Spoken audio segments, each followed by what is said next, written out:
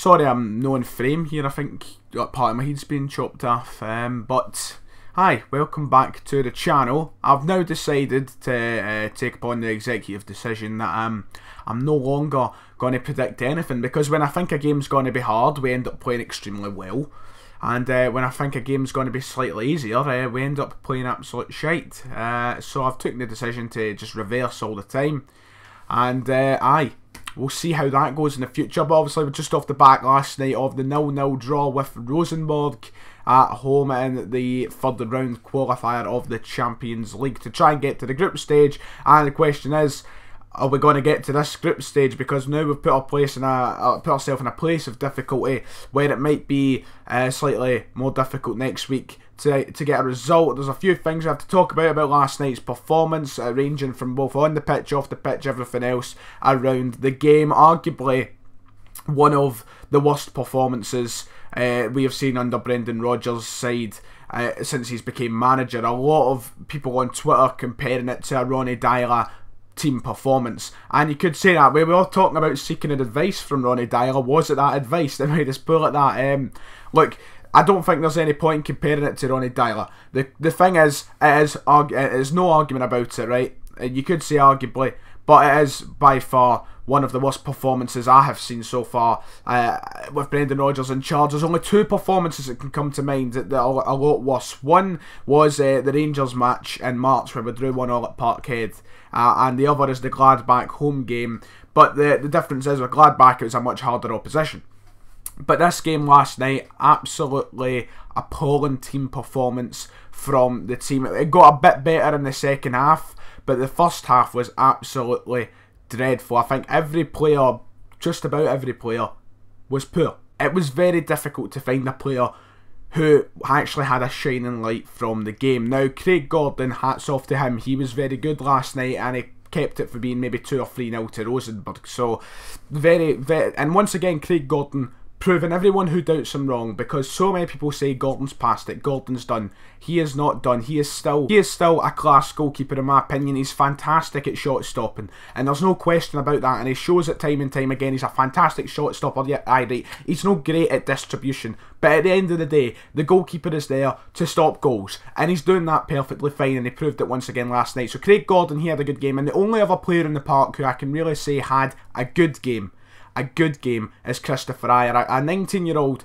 who was shoved in at the last minute because Fiatchenko got injured. He had a very good game for me. I'm glad he was given the chance. I've wanted Ajer to try and break into the team, and I feel like he's doing that week by week now. He's getting shots in friendlies, and hopefully he will find his way into the team somehow this year, whether it's a centre-back or as a centre-mid. He had a solid game last night, but apart from that, where did it go wrong? Where was everyone? Did they forget what they were playing? I don't know what happened. I expected us to go into the game, and I think I was maybe a bit overconfident, right? See, the thing is, when I said it was going to be a 4-1 win, I wasn't expecting it to be a dominant 4-1. I thought it would be like one of those 4-1s against Aberdeen last year where we saved it off the last 10 minutes. But they've just came off the back having to go extra time with Dundalk, and we kind of score a goal against them at home. And hats off, fair enough. They defended solidly. They were actually a good team. They brought the game to us. They were good. They weren't bad. They were good. They were probably better than us. Let's be honest. Rosenborg had a better game than us. And just, there was played right. Everyone's going to offend James Forrest. That's just, everybody's jumped at James Forrest shite performance. He did. Awful performance from James Forrest, and it's proven once again, and we're still waiting here for a winger to be brought in. We're still waiting for someone. We can't go this season with James Forrest at right mid. I'm sorry, where the fuck are we going to go in Europe with James Forrest playing at right mid? And I have a respect for every Celtic player, but James Forrest just pisses me off, and he pisses so many fans off.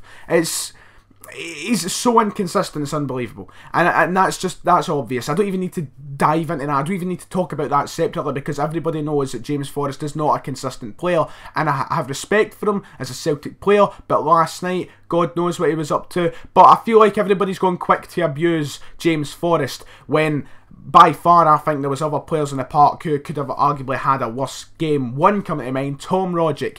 Never think about playing him striker ever again. Brendan Rodgers, please don't do it. God knows what he was doing. I think he was trying to play as a false nine. He just ended up coming so deep at all times that there was no one in the box for anything. Lustig, Forrest, whoever was out in the wide, Tierney would be out wide, ready to cross a ball into the box for someone. And Tom Rogic, who's a pretty tall guy, and I reckon he could probably get in the end of a few crosses, isn't there. And not even just Rogic as well. No one is in the box to get on the end of a cross. The box is completely and utterly empty, and we can't do anything. We're sitting there waiting in the wing for someone to make a move, and by that time Rosenborg have got all their men back, and we can't do anything. We can't do anything at all because no one was in the box. Tom Rogic was not playing striker for the majority of the game when he was meant to be the striker. He was dropping back into where he usually plays, and there was just no one for an end product. There was absolutely no one for an end product. No one in the box to finish it off.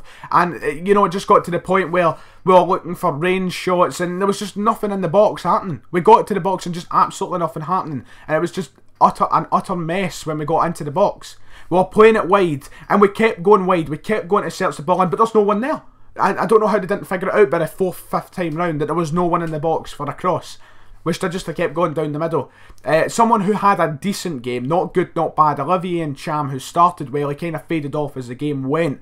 He was going through the middle, and it was working for him at points. And I'm thinking, like, can we not just start going down the middle a lot more? Because there's nothing happening for the wings. Nothing was happening. We just kept swinging balls in, and it was going to everybody. Mostly because no one was there, and nothing was coming from it.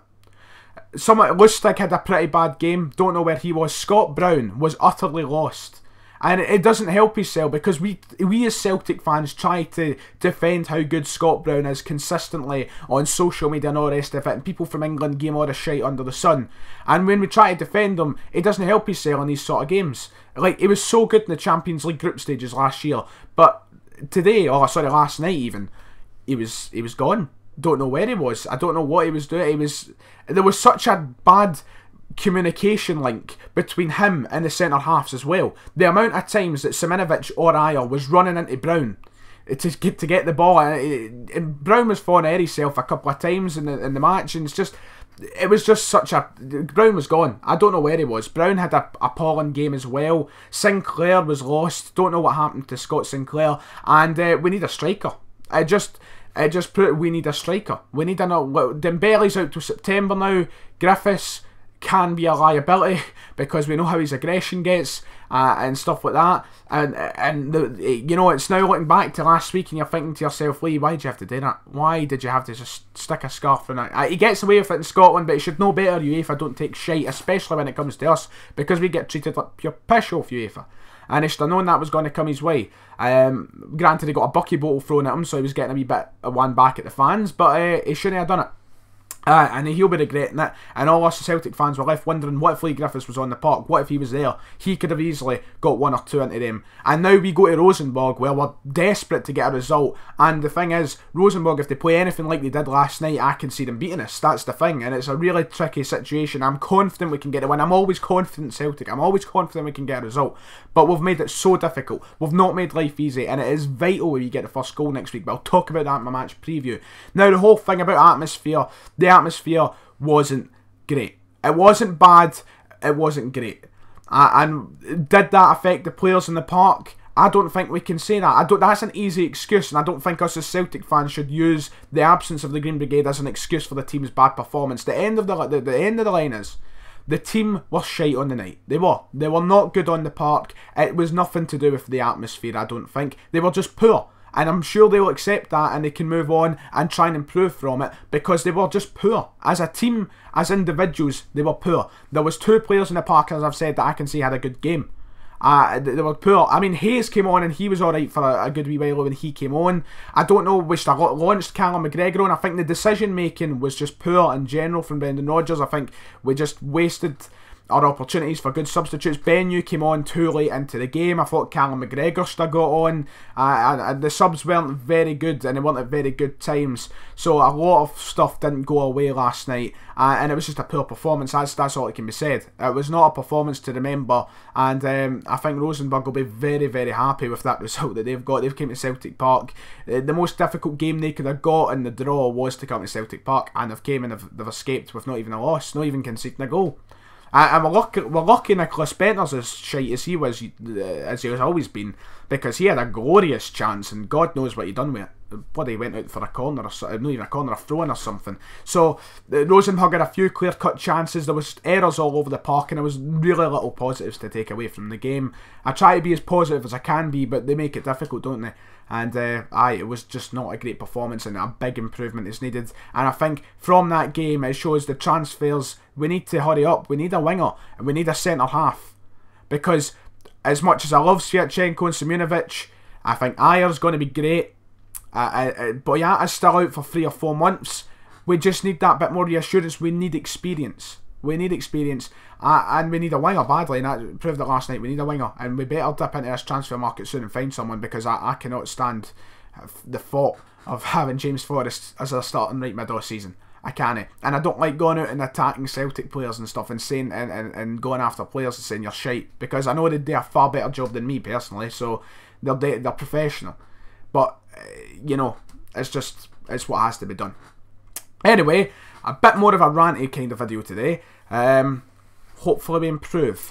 That's all it can be said, really. Anyway, thank you all for watching. Make sure to hit like and subscribe if you did enjoy. From me, Ryan118. I'll see you all next time.